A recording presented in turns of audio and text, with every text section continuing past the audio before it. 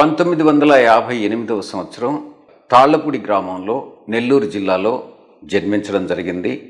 నా యొక్క తండ్రి గారి పేరు సుందరరామరెడ్డి, తల్లిగారి పేరు సుజాతమ్మ.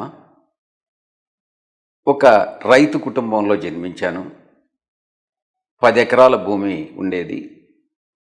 నేను మా యొక్క అన్నగారు ఇద్దరు పిల్లలు. ఆయన ఇంజనీర్గా వృత్తి చేసేవాళ్ళు.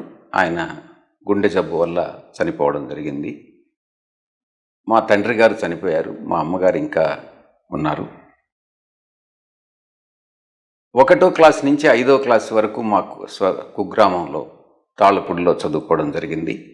ఆ తర్వాత 6వ క్లాస్ నుంచి 10వ క్లాస్ వరకు జిల్లా పరిషత్ హై స్కూల్ ముత్కూరులో నా యొక్క స్కూల్ అభ్యాసం పూర్తి చేసుకున్నాను.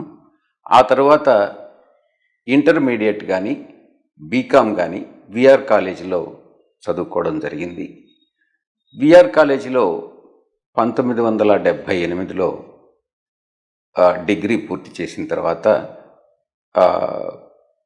చెన్నై వెళ్ళి చార్టెడ్ అకౌంటెన్సీ కోర్సు అక్కడ పూర్తి చేసిన తర్వాత అక్కడే ప్రాక్టీస్ స్టార్ట్ చేయడం, సిఏ ప్రాక్టీస్ స్టార్ట్ చేయడం.